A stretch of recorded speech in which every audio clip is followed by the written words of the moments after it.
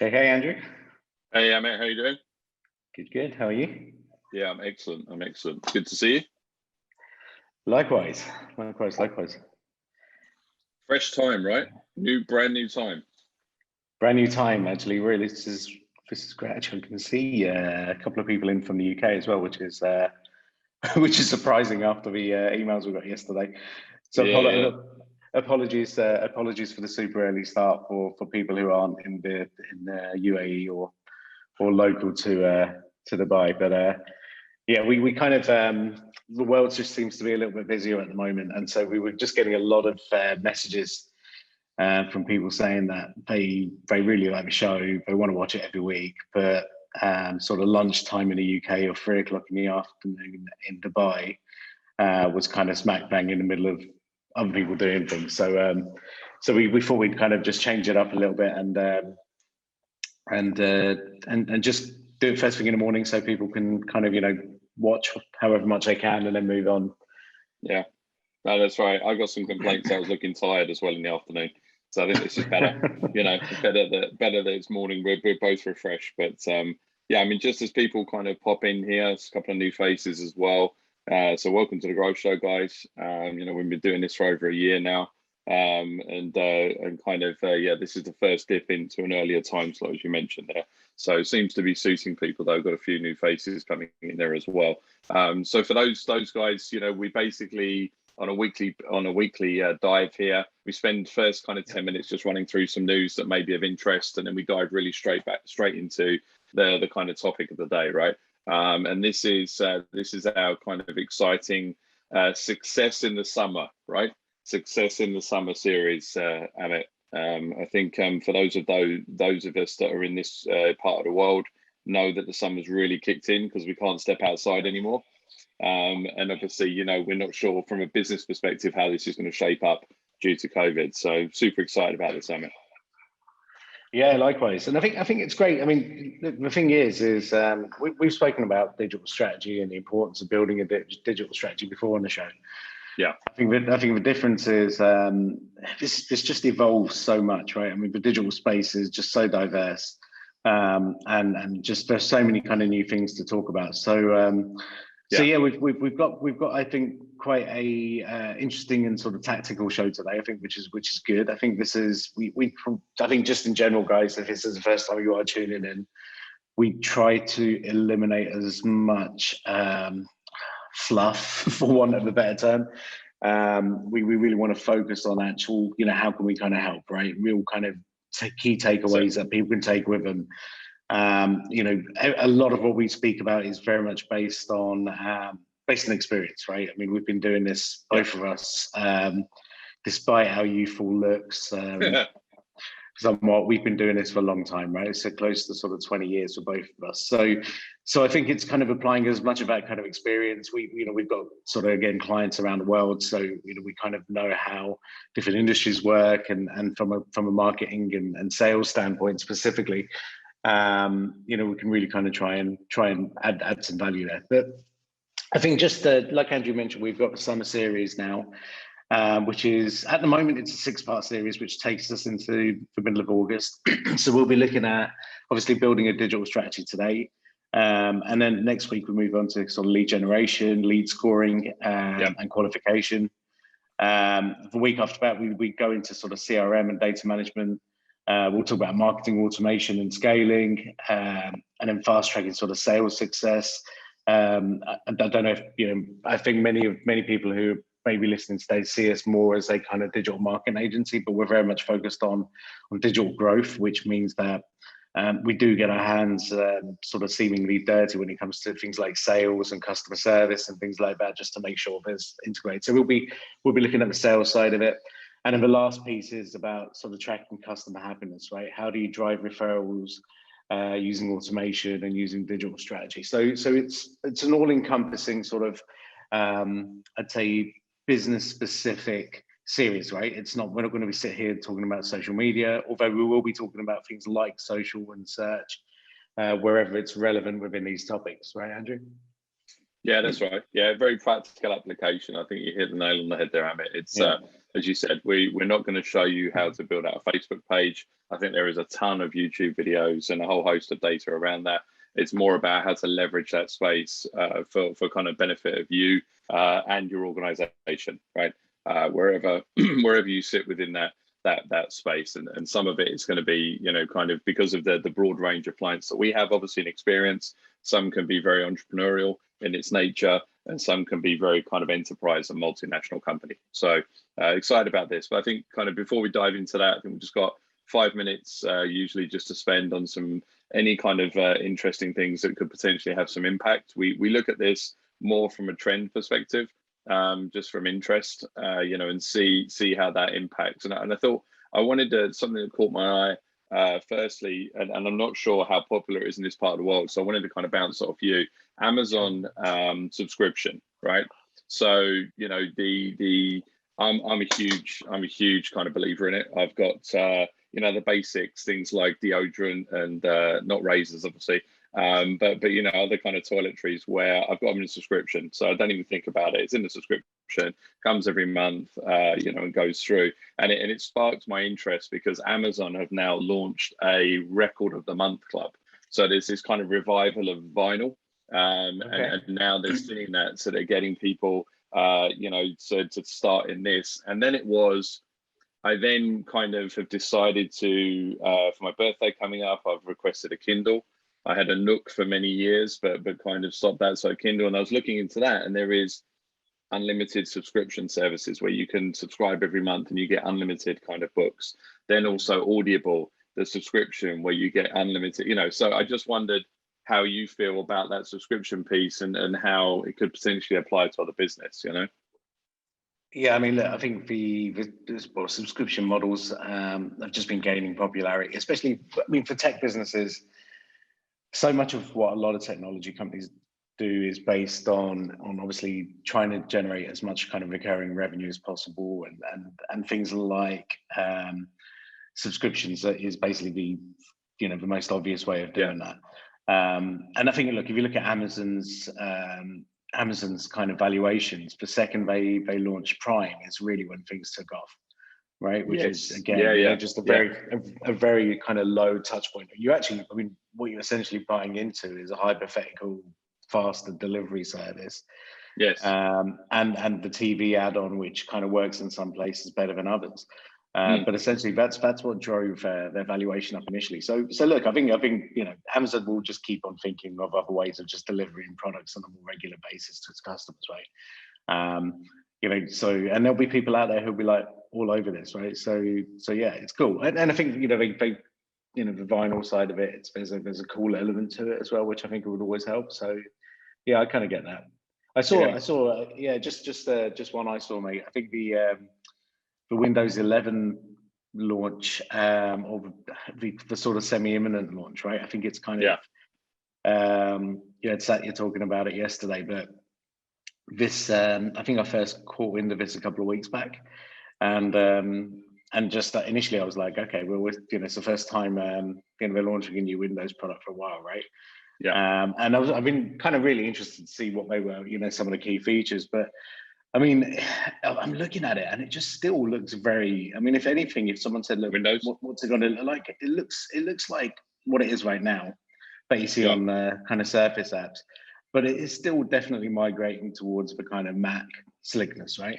I think it's just, but in terms of new features, I think it's just integrating Teams and those kinds of elements. I can't really see anything too much, but I think that's one just to keep an eye on as well, because Microsoft now is obviously, you know, well, and has been for a long time, is an absolute juggernaut of a company.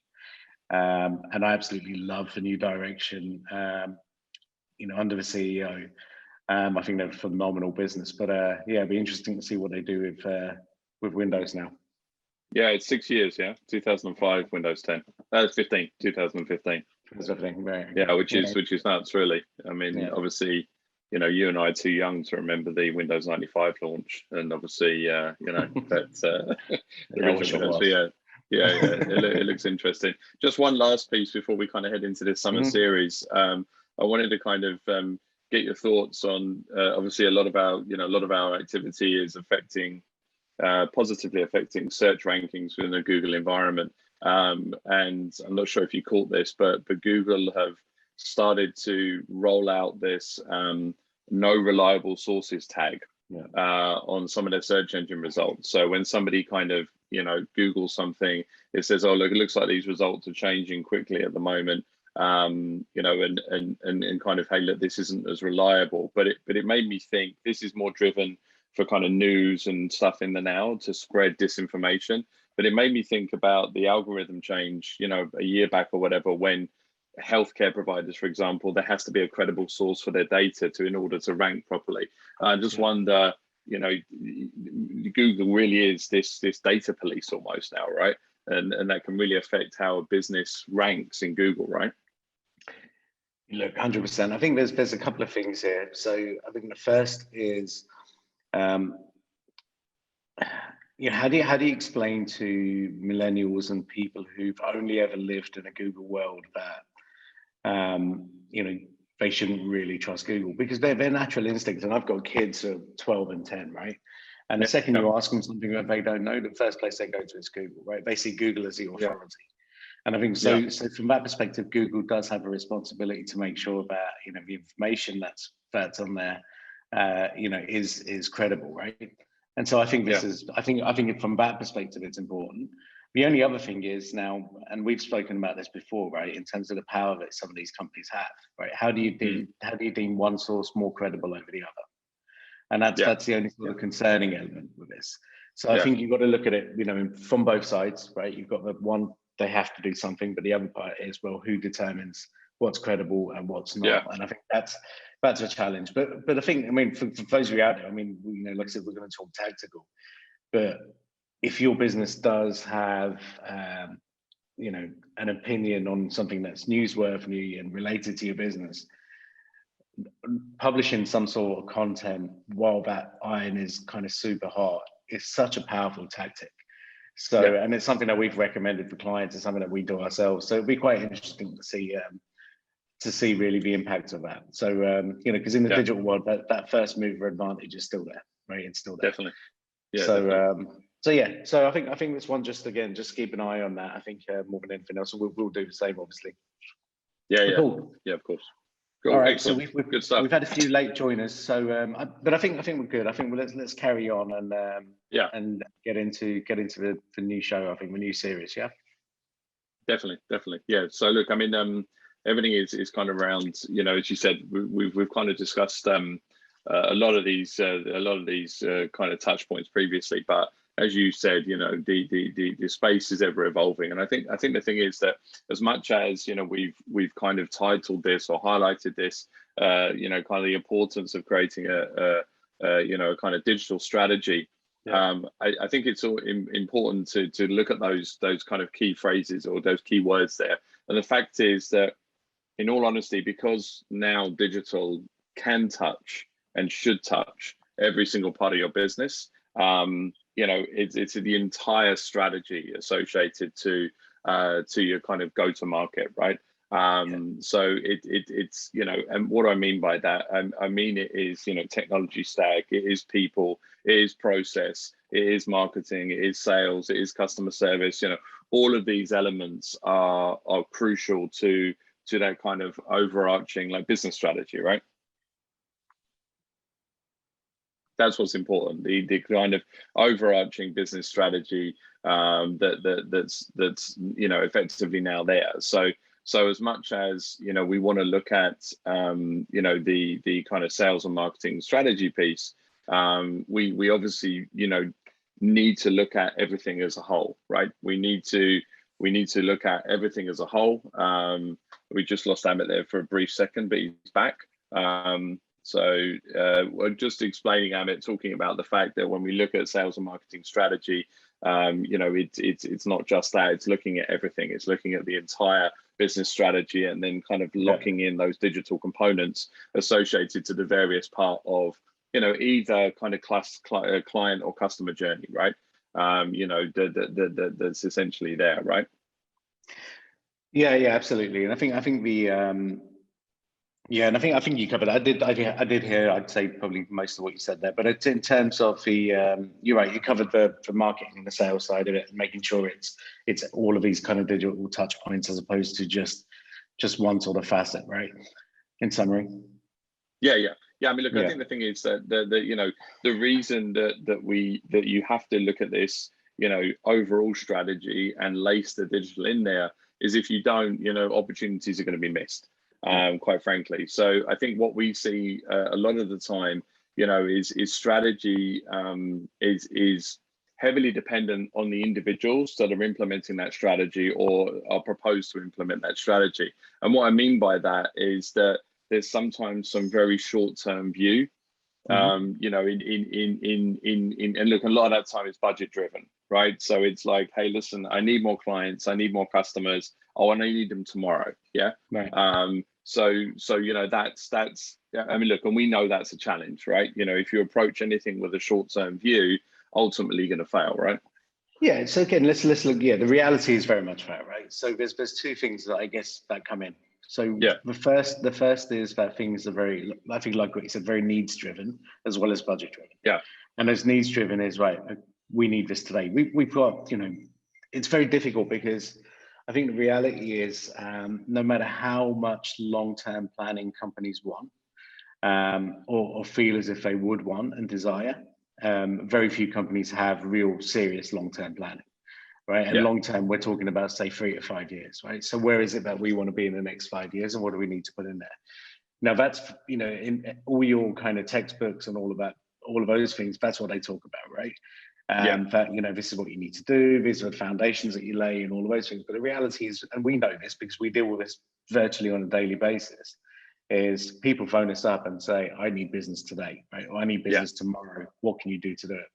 And I think in some respects, that's probably one of the negatives of digital, right? Because you imagine it. Yeah. You imagine, let's go back, say, 15 years or 20 years, right?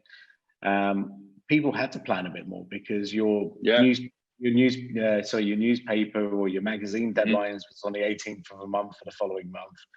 And we're only talking about 2 weeks, but even those 2 to 3 weeks, right, used to make a lot of difference in terms of planning. Whereas now what happens is we get a lot of people who just say, hey, we need to launch campaigns and we need to do it in the next 5 days, right? And I think that, but again, I think it's very much kind of needs driven. I think budget to an extent, because again, things like, annual budgets, we saw this last year. Annual budgets were suddenly like, okay, look, we know we've allocated X amount in marketing for 2020, but guess what? COVID's here, and therefore there is now no marketing budget, right? So we I think even those kinds of ups and downs make it very challenging for marketers, especially, because marketing budget is the one that always does seem to fluctuate more than others, right? When we speak to companies, so. I think that those are the kind of realities of where of just business, and I think business right now. I think that's interesting actually what you said about time consideration, because previously from a marketing perspective you would have to plan, and I think also from a sales perspective. I mean, I've had countless conversations with my father, to be honest with you, talking about early sales days where you would write a letter to a prospect and sit by your desk and wait for a return, and then it got scary when you had to fax someone and you were waiting for a fax, right? I mean, these are kind of everything evolves, but as you said now, it's instantaneous, right? And I think one of those challenges with the the immediate response of marketing or sales is the fact that people almost sometimes approach it in a simplistic manner, right? So they think that because it's accessible, because it can be quick, it's easy, right? And I think that's also one of the kind of missteps, right, when it comes to that kind of strategic piece. But I mean, look, I think just because obviously there are organizations and individuals that have a short-term strategy, I mean, there are options, right, in that space. There are opportunities that can present themselves from a short-term strategy, and I think that where I've spent quite a bit of time with clients, and I know you have as well, that short-term strategy almost becomes phase one, right, of the approach. So it's kind of phase one to kind of, you know, activate certain things. But meanwhile, in phase two and phase three, we can work on a longer term strategy. And I feel like that's easier to digest, right? Yeah. Well, actually, and also look, you need. I think again, let's talk kind of Middle East specific. I think we short term wins are so important. Okay, Yes. and it's not just important, say, from a service provider, but it's important for internal stakeholders, right? Okay, you want more budget, you want to have a long-term strategy. Show me this works first, right? Yeah, and this show exactly. me this works first mentality, I think it's a very justifiable business approach, right? Yeah. Why invest time and money into something if you're not sure of the results, or you don't have any kind of indication of whether this is going to be successful or not? And so, so I'm not against the short-termism at all. I think actually it's quite valuable in some cases.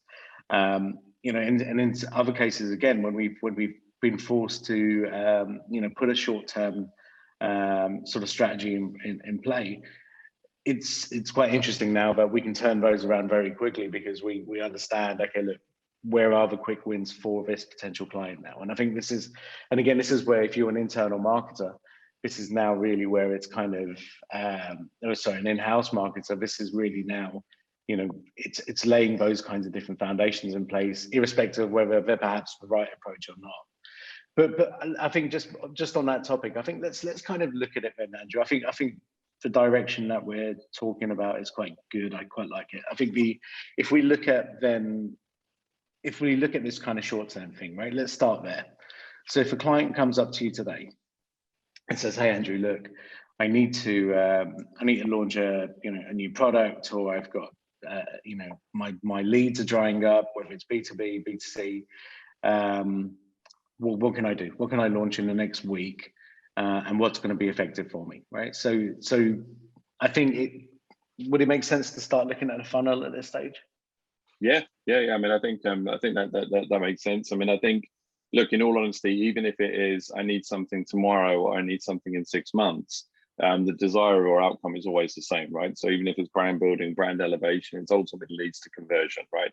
More business, more sales, etc.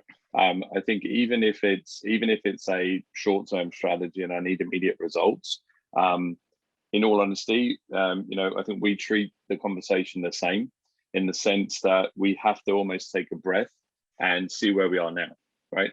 And I liken it to a restaurant opening, right? You keep kind of big fan of analogies, people that know me and know the show, right? But basically, you can do a phenomenal kind of marketing. You can open a restaurant, but if you haven't got any food, or you've mismarketed, hey, listen, it's the best Chinese restaurant in town, and you open it up and it's all, salads, right? There's going to be a mismatch. So I think even we want to kind of, and it doesn't have to be a long process, but it has to be, some foundational elements associated to, what's your current landscape, right? So almost like a bit of a for want of a better word, like a bit of a mini audit, right? And you need to understand where you are currently, so to effectively say, well, okay, let's say, we want to launch, quick wins usually are driven by Google search, because obviously ultimately people are looking for products and services. Let's run some campaigns in a Google environment, right, to get some traffic. But if you haven't got a landing page, if you haven't got any content, you haven't got any creative, you haven't got this, you haven't got that, it's impossible to do that. So before we even make suggestions on how to approach a quick win, we need to understand, where we are, right? And not only where we are, but a crucial piece is how much control we have over where we are, right? By that I mean, we may have a phenomenal site, right? Wow, this website is incredible, right? But what I want to do is I want to tweak this and add it. Well, I can't do that, right? It's out of my control. Or it's going to take 3 months to make those changes. So what can we do, right? And there's a couple of clients at the moment, globally recognized brands that we're currently going through this process, right? Trying to identify those opportunities, right? So I think we need to understand, and that's really, we break this down effectively in 3 areas, right? So first and foremost, it is the web piece. So, what does the, kind of current website landscape look like? Is it, for example, we get a lot here. I want to go after, the Saudi market. Okay, great. And I want to run, in Arabic. Perfect. Do you have anyone that can pick up the phone and speak Arabic? No. Great. Do you have anyone that can read Arabic? No. So, you know, it's kind of like, it's not only looking at the kind of digital component, but it's also back to that point of strategy with the internal kind of personnel, right? Get excited about doing something. So if we start with the digital fundamentals, I think from a web perspective, it is looking at, you know, do I have a kind of a website that can work, you know, wherever I want to promote my products and services? Do I have the ability to create dedicated or landing pages for particular campaigns? If I don't, do I have the option to kind of make change, or do I have the ability to create something temporary? So not directly linked to your brand, but obviously something that can be temporarily created as a stopgap, right? From a web perspective, and obviously then looking at the kind of, in some clients' cases, is looking at social, so understanding the social landscape, right? So at the moment, you know, if I'm driving social campaigns and my social is massively inactive, there's a mismatch there, right? So I'm driving someone through social media to my social pages, and the last time that I post something was 6 months ago. Yeah, there's a disconnect. So in the kind of prospect's mind, there's going to be a disconnect, and all of this also feeds back into like a bit of a mini content audit. Yeah, so understanding from a content perspective what content you have to share, what you know, be it video, audio, text, whatever the case may be. Now, all of these three lace into what you mentioned, which is effectively the funnel. Right. So, you know, what we're looking at from a quick win perspective is our focus is very much on top of funnel and bottom of funnel, right? So running those campaigns, trying to drop in the top, you know, and immediately getting those results. From a mentality perspective, is that what you're saying? So exactly. That's how we think, right? Okay. Exactly, right? Because, you know, the short-term approach is, hey, you know, and it's a very, you know, almost fantasy-driven environment. You know, hey, listen, yeah, I mean, we're old enough to remember this, but you know, the Field of Dreams with Kevin Costner, like if you build it, they will come, right?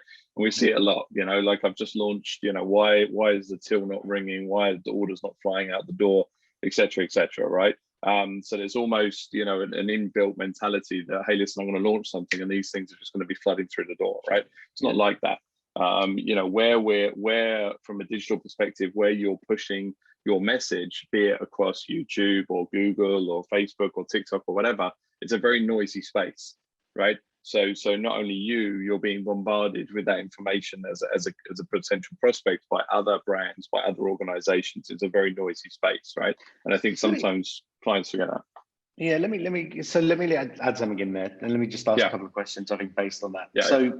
So look, guys, look, well, just before I do that, we've got the chat function open and the Q&A. So if you do have any questions, just shoot them through, and we'll keep an eye on that as those as they come in. But essentially, Andrew, look, when we're looking at I think the mentality piece is spot on, because that does happen, right? So, you know, people think, right, I need something tomorrow, let me run some campaigns and that will happen. And actually, look, in reality, sometimes it does, right? You can switch campaigns on, you start getting leads within a couple of days, and bang, right? Everything's good again. I find it really interesting though, because I feel what happens at that point is you're almost looking. I mean, timing is everything, right? I think when anyone is making a purchasing decision, and if you start to run campaigns trying to target those people who are trying to make a purchasing decision at that very same moment, this is all about timing. And sometimes that funnel, from top of funnel all the way down to bottom, where somebody kind of does become a customer, some of that does become fast tracked, right? If you get that timing right. But the challenge is sometimes people aren't looking, right? And that purchasing decision is something that is slightly elongated, right? It's not a simple, okay, I'm looking to buy something on Amazon, therefore I'm ready to make a purchase. And if I see an ad for it, I'm just going to click through 2-3 clicks and I've made a purchase, right? But if we look at it from maybe even from a B2B specific environment, that's quite different, because I think the purchasing behaviors are slightly different. And I think so I said I was going to ask a question, I haven't, I've just spoken. But the question I'd say, or a question I would ask then on the back of that is what if you're in a business where people don't make those purchasing decisions straight away, right? So you can't fast track them through the funnel. you know, is it still a case of, okay, we just follow the same approach, or I don't know, how do we look at, do we just focus on the bottom of the funnel, for example, or what? I don't know. Like, I mean, if I'm a client, if we came in and said, look, Andrew, I've got a B2B business, my purchasing cycle is typically 3 months, but I really need to, you know, kind of fast track that and make some sales in the next 6 weeks. How can you help? Yeah, that's good. That's a good question. I mean, look, I think also we have those scenarios, right? We have the scenarios from 3 months, 6 months, 9 months in that process. I think there's a couple of elements here. So I think first and foremost, we would look inward, right? To understand, is there any kind of current clients that have an opportunity for upsell possibly, that haven't been spoken to for a large period of time, and it happens, right? You kind of bring clients on board, they kind of pay their clients for many years, but you don't ever, you know, as your business grows and evolves, a lot of the time those clients are not neglected from a customer service perspective, but possibly neglected to understanding how you've evolved as a business. So I remember a few years ago, we were working with the guys at Ready Mix in Saudi Arabia, and you know, they were very frustrated that one of their largest clients didn't give them the particular contract for the metro. You know, and they said, well, you don't do that, right? You don't do this particular cement spray. And they're like, yeah, we do. Well, we didn't know, right? So I think first and foremost, you know, always look in your own back garden as far as trying to understand, is there any opportunity with the existing client base that we can leverage them, right? So again, they know you, you've been working with them, so maybe looking at opportunities there. That's first and foremost. Secondly, you know, it's looking at current prospects that you have in your bucket, right? So you know, prospects that you're currently talking to, and having conversations with, and these may go back that 6, 12 months, time to re-engage with them. So if you don't have a correct re-engagement process in place, this is an opportunity to reach out and have conversations with these individuals. I mean, you know, from a B2C perspective, this is what we've done previously with like dental clinics, medical clinics, you know, where they have those people that perhaps had the teeth cleaning or whatever, you know, 2 years ago, and they haven't spoken to them since. So, you know, reaching out to kind of prospects and opportunities in that sense. And then lastly, you know, it's really about trying to kind of, depending on the industry. So this is, you know, depending on industry dependent, I guess, right? On this, but it's really kind of looking at opportunities that other competitors may not have serviced the particular client correctly, and they may be partway through projects. So I think this is where it's very much an outbound activity. Okay. So instead of, you know, relying on people coming to you because you have a sense of urgency, this is where you kind of, you know, mix a bit of old school and new school, and you do that outbound strategy. So outbound strategy in the sense, you know, identifying the individuals that you want to have a conversation with, or the organization, the targeted accounts, and then reach out them through various means. That may be targeting them on, for example, like a LinkedIn platform that allows us to target by industry, company, size, etc. It may be targeting them through an email campaign, or alternatively, it can be simple as picking up the phone and having a conversation, right? Because I think that's the crucial piece here. The quick wins in that longer cycle sales is all about opening up a conversation. Yeah. So you know, effectively with this, you may be able to close something rather quickly, but essentially you've started a conversation with person X, and that person may then turn into a prospect, right? But until you outbound, until you reach out to those individuals, you're not going to be know if there's an opportunity there or not, right? I guess that's what I'm saying. Yeah, cool. And I think let's look at the channel specific to bottom of funnel as well then, right? So for example, if I came to you and said, right, okay, cool, all of that sounds great. I'll get the email marketing in play. I'll get my sales team to make some calls.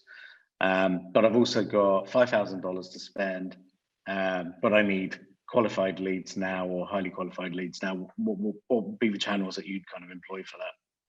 Yeah. So look, I think you can't ignore at that point the inbound approach. So you still need to kind of look at taking the opportunity of Google, because still that one person searching for your product or service may pop up. So if you're not currently, you know, displaying yourself in that environment, so definitely allocate some investment towards the kind of Google space, because ultimately, you know, that's going to drive people that are searching or researching, obviously. So that's an opportunity. And then I think also, there is the opportunity to look at like LinkedIn. So LinkedIn, is the only platform that we have the ability to target by industry, company size, individual, etc. Right? Either through emails or sponsored opportunity. But essentially, that's where it is. And I'd almost, use that allocation of budget as well from some element of content creation. So the content creation and LinkedIn environment, there has to be some sort of hook. That may be a case study, it may be a testimonial, it may be driving more increasingly these days a webinar, right? Mm-hmm. So there has to be, like almost a reason to be in contact, because again, you're outbounding these individuals, right? Yeah. So outbounding with, hey, let's just have a call is super tough, but outbound with a webinar or a downloadable guide or a white paper or something, a customer testimonial, something like that has more traction, right? Or validity. Okay. So that's based on whether you're directing these people from these activities, right? So essentially what you're also saying is don't take people back to your website, potentially take them to a dedicated landing page where you've got access to this information, I guess.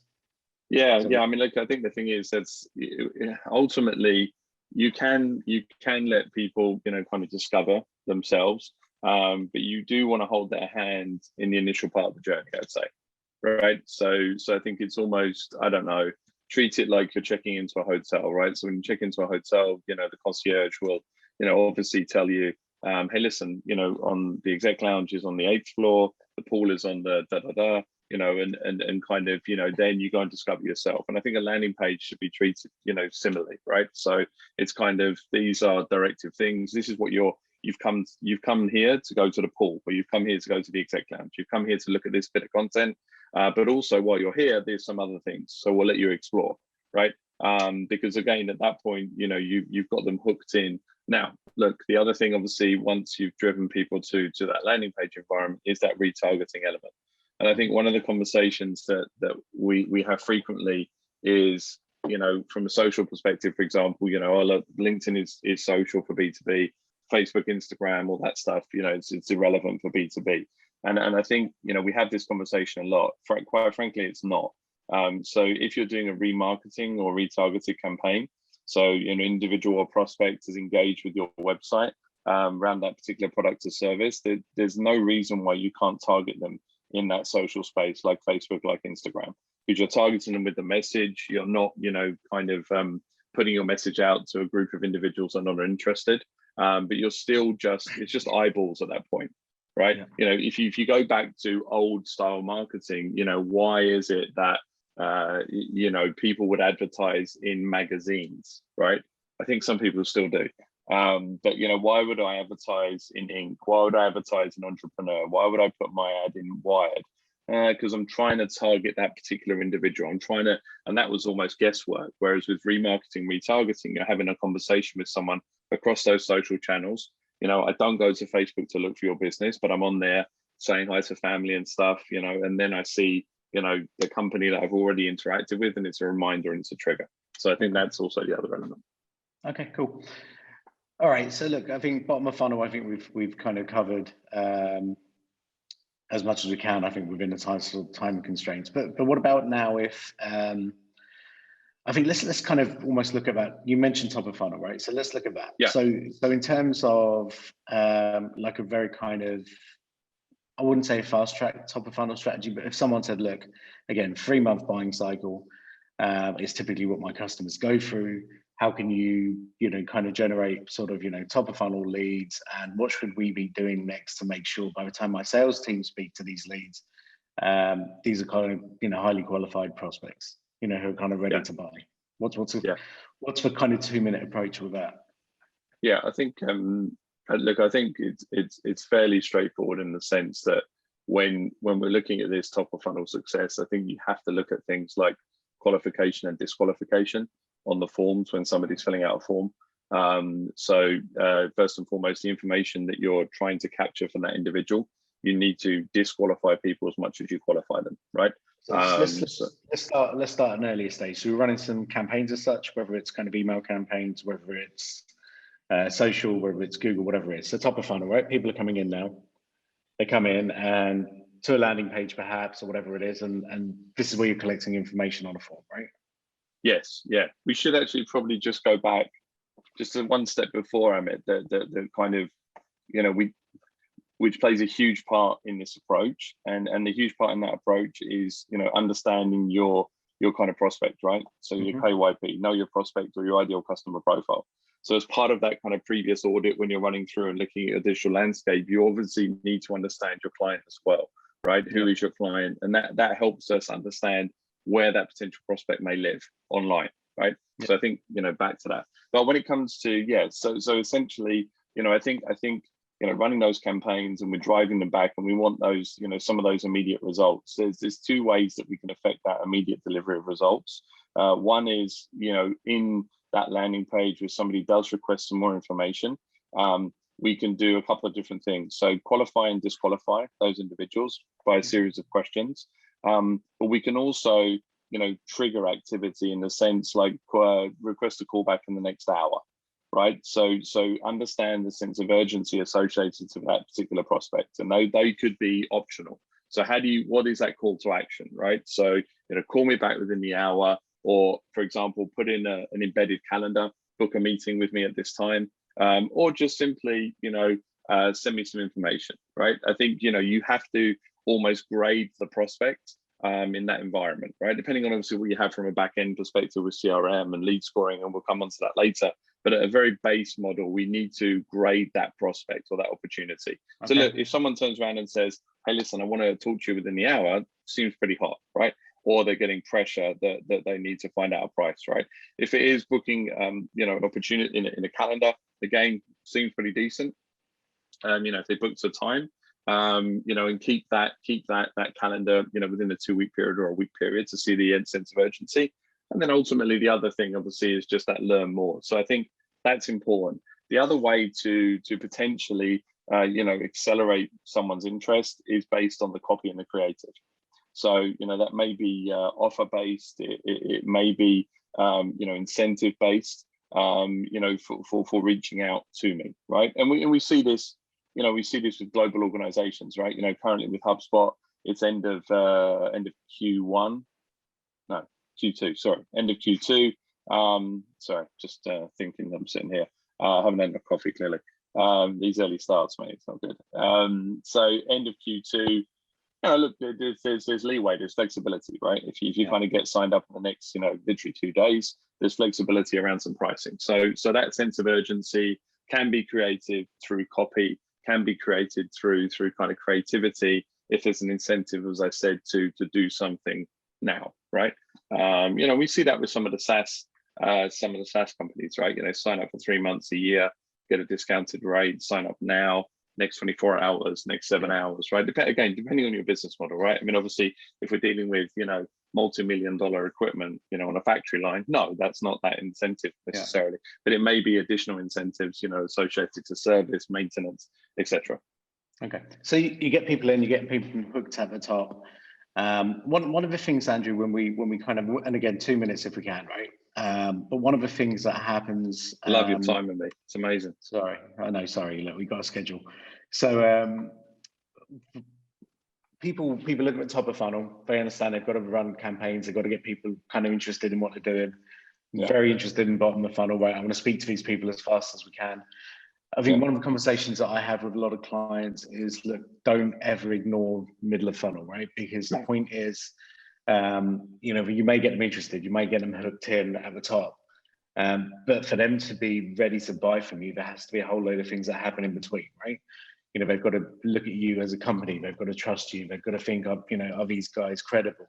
Can they kind of deliver what they say they can deliver? And that kind of stuff really fits in that middle of funnel piece, which is always the bit that companies are always hesitant to spend time and money on, right? Because typically that involves investment in content and things like that. But again, if you're one of those companies that, again, has that 3-month cycle, you've generated leads at the top, you're expecting people to come down to the bottom qualified, what can you do in between that either increases the volume of people that come down at the bottom qualified, or increases the quality of people that come through at the bottom? So these guys are really ready to buy and they're already sold in. So what do people need to do at that point? Yeah, look, I think the biggest challenge here is mainly a lot of organizations are not set up for middle of funnel. They're just not set up for middle of funnel. They're basically, they're not designed in a way from a technology stack or from a personnel perspective, from, you know, they're just not geared to handle that middle of funnel. So first and foremost, I think that's the problem, right? And it's not always down to, you know, investment from a content perspective. It may just be, you know, personnel, right, who can handle that middle of funnel, what technology have they got. In some certain circumstances, you know, we've seen organizations that have access to that technology to handle middle of funnel, but not in this region, for example, right? So I think to a certain extent, some of that is the challenge, right? So I think, you know, the middle of funnel piece. So if obviously if we kind of remove that and we say that it's an opportunity to engage in those individuals, I think it's you know, the piece that kind of comes into this is, and we'll talk a bit more about this in some later series, is the lead scoring piece, right? So depending on how these individuals behave or how these individuals react, it's then building a process around it. Okay, so even something as simplistic as if people are opening your emails, or your, you know, so first and foremost, you've got to have the ability to track email opens, right? That's important, I think, as part of the nurturing piece, or the ability to track WhatsApp, or the ability to track phone calls or whatever, right? Because that's only going to help you in middle of funnel to understand the engagement levels, right? Yeah, but I think, yeah, so look, I agree on that. I mean, that also, for me, also feels like a nice to have. Like if you really want to kind of excel from that sales perspective, I think so. But I think the content piece is also critical at this stage, right? Because we've, you know, even without technology, people have been nurturing prospects for ages, right? If you kind of almost go back to, you know, even old TV ads, right? They'd always talk about, like, and I don't know why I'm mentioning this and why it's just come top of mind, but let's talk about kind of, you know, hair dyeing commercials, right? Where you'd always have hey, this is what the guy looked like before, this is what the guy looks like afterwards. Very simple, right? But it's almost showing, hey, this is a success story, right? And then you've now got a guy who seems to have, like, you know, a kind of perhaps a more attractive young lady next to him. I mean, it's kind of, do you know what I mean? It's sort of like, here's a before and after. This is how it worked, and guess what? Here's a consequence of this happening. And in the business world, it's very similar, right? Because essentially, you still want to show people that, look, what you've done for others has been successful, and on the back of what you've done for others, they've been more successful, right? And it's you know, and I think it's trying to maybe create that kind of content and make sure people who are already engaged with you are seeing that content, I guess, right?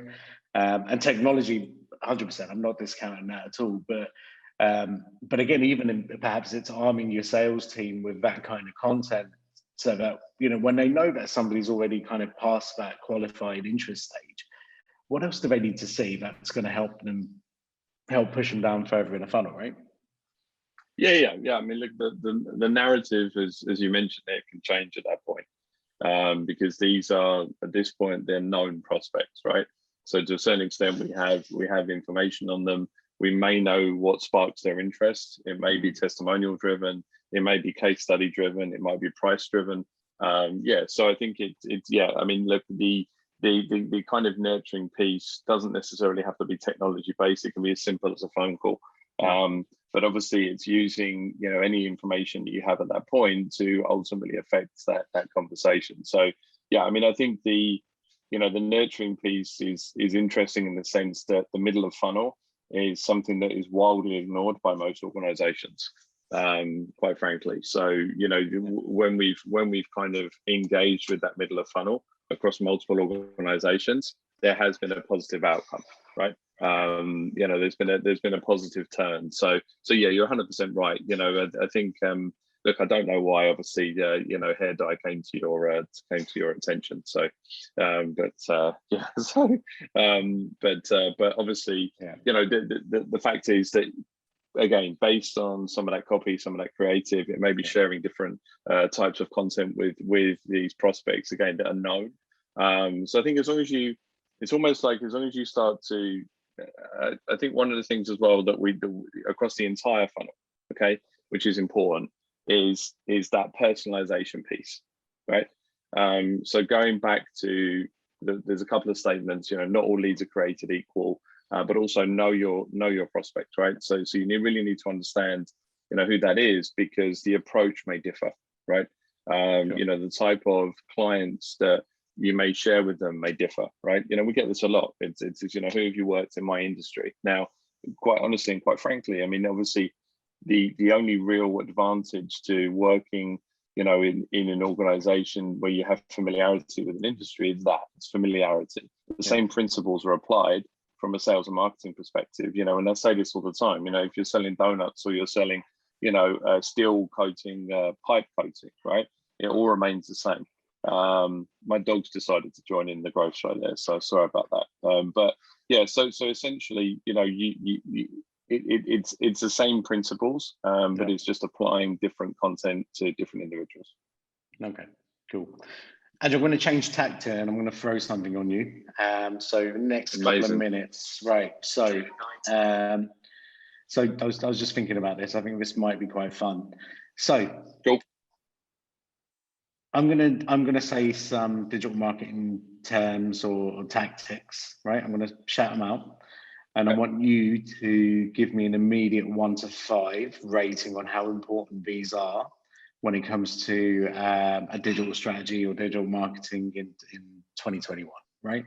Okay, so to make it fairer on me, why would we want to make it fairer?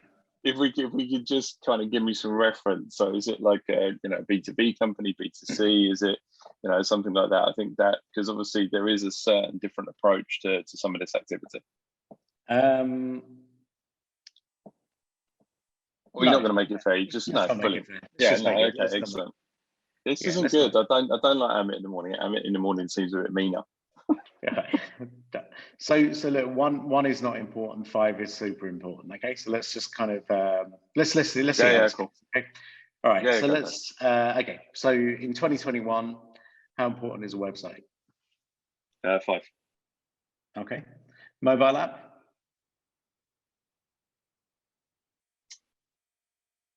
It depends on. The idea is this is supposed to be quick, right? Yeah, but I mean, if you're, this is where it's unfair, my friend, right? So if you're like a pipe manufacturer, is a mobile app important? No, but if you're a donut delivery service, it's 5, right? So I'd say, let's straight down the middle, like 2.5. Okay, fair enough. So depending on their context, right? Yeah. Okay, yeah. Fine. SEO. If there was a 6, I'd say 6. Okay, interesting. Okay, cool. Facebook account. Depending on target market and what you're going after, very important. Still the largest social network globally, so it's got to be up there over the 4. Up there over 4. Yeah, if you ask my kids, if you want to target old people, then you go on Facebook, right? Exactly. Instagram, old people like me, basically. Instagram accounts. Instagram, yeah. Again, depending on target audience who you're going after, but we're seeing an increase in kind of visually led activity, so probably 3/4. Okay. Twitter? Twitter's based on country, quite frankly. So I think if you're in the US or UK, Saudi, Twitter is up there like a 4. If you're in some other countries, it's like a 1, just no usage. Okay, interesting. Snap's evolved. So I think depending on the audience, it can be in some markets a 5. Snap's interesting. If you haven't been on Snap recently, for anyone that's watching and listening, Snap's evolving. They are paying their content creators quite a lot for those the story snapshots. It's almost like a content delivery platform now. It's not your kind of taking pictures and sending it to each other. It still is that, but the gamification of it and the content piece is important. Okay, which probably a reason for that is the next one. So TikTok. Yeah, TikTok, I think a 5, just in the sense because you need to be aware of it. So if you're not aware of it, you need to be aware of it. And that's why I'd say it's important. Is it going to be drive business for you? Potentially not. It's still, that is the highest organic platform at the moment still. Like organically, we're reaching someone. You can just, it's genuinely, it's a platform that's changed people's lives overnight. Okay, cool. And LinkedIn, I'm guessing you're going to say again, depending on context. Yeah, LinkedIn is it's still very much B2B driven, but it's different. It's different conversations in that space, right? So what we're seeing an increase, for example, of individuals within organizations that want to raise their profile. Yeah. LinkedIn is one of those spaces that we're using to do that. Okay. Blog articles. I've completely broken your game, right? Because I won't say one number. No, I know this is now just ruined my game. That's fine. Blog articles. Yeah, that's crucial. It's 5 up there with SEO, right? It's a crucial part of SEO content. Okay, a couple on videos then. So first one, say animated videos. Yeah, I think these work. They just work. Like, it doesn't matter what it is. 5. 5. Okay, cool. What about personalized sales videos? Yeah, 5. 5. How many of those did you receive, by the way? I got one yesterday that was fantastic. I think I shared it with you last night. Did I share it with you or not? No, I shared it with the sales. On a whiteboard, Andrew, MD. Hey, Andrew, Nexa, put the whiteboard down. Good. Yeah. So that's the first one I've received in personalized one. I've received since probably Vidyard a year ago. That's incredible, right? So underused, guys. I mean, if you want one takeaway from this, and if you're in the B2B space specifically, personalized sales videos are absolutely the way forward. Okay, cool. Email marketing. Yeah, it's completely undervalued. I think it's important. I think a 4 though. Okay, interesting. Ebooks. Same. I mean, ebooks is that content piece. I think it's kind of 4. 4. Okay. Podcasts. Podcasts, just because it's so easy and accessible. That audio medium is very controllable. 5. 5. Okay, interesting. Marketing automation. 5. CRM. Yeah, fuck. I mean, it was a 7. Brilliant. I mean, you're ruining this for me. And finally, last but not least, webinars. If it's a growth show, it's a 5. Any other webinars? I think webinars are still a very important. I'd say 5 because they're a very important part of now COVID. Yeah. Look, I think. Look, thanks for doing that. I know I threw it on you, but look, I think the reality of this is all of those different elements have a very important space, right? Within many kind of businesses kind of overall strategy but I think the key to it, and I think you kind of touched on that, is you've got to use the right channels or the right components at the right time. It's for example, the things that we do, and again, let's just very tactical, very experience based. For us, things like the growth show, the podcast, the ebooks, the blog articles, all of that for us in our kind of strategic sort of place or plan is very much top of funnel, right? It's very much at the top where we just want people to kind of see us, hear from us, read our content, hear our kind of opinions, and if they kind of relate to those, then we can start having conversations, I guess, right? I mean, it's very it's very, but again, you wouldn't use maybe the growth show or a podcast to be your bottom of funnel deal clincher, right? No. It just wouldn't work. No, true. Right? Yeah. So everything has its kind of own place, and I think it's really important that people kind of look at that, and really kind of identify what is it that's going to have an impact. Where can I start communicating with clients? It's not just about running campaigns. I think is the whole key. No. It's all about sort of sustainable marketing, doing things which add value, which educate, and if you kind of get those components right, whether that's B2B or B2C, you start to build trust. And I think trust is so important when we start looking at kind of digital strategy, right? I mean, it's crazy that we've come to the kind of end of our show today, but I think it's very poignant that you've kind of ended there on trust. All of this, quite frankly, doesn't exist without the trust in you as an organization or an individual to deliver the right results. Yeah, no, absolutely. Andrew, I can't believe it's been an hour, mate. I'm blown away. So, Christ, there's so much that we didn't talk about. So, look, I think what we'll try and do is kind of break down some of the things that perhaps we haven't touched on in the next sort of few weeks, because I think some of those definitely kind of lean into that. So yeah, Andrew, I think we should stop there. I think people, probably got meetings. And look, thanks again, guys, for joining in. We did have a few comments, but we'll respond to those personally as well. So we will come back to you on those. And yeah, just thanks again. Thanks for joining in at a new time. And yeah, if you do have any kind of comments, or if you have anything you want to send through to us, the email is growthshow@digitalnexus.com. Andrew? Yeah. Is that right? Yeah. Or they can reach out individually to you and I, jump on LinkedIn, have a conversation, guys. We're open there. So always happy to jump on a conversation or a Zoom or whatever on there. Yeah, absolutely. Awesome. Let's leave it there. Thanks, guys. Yeah. Thanks. See you later. Cheers. Bye.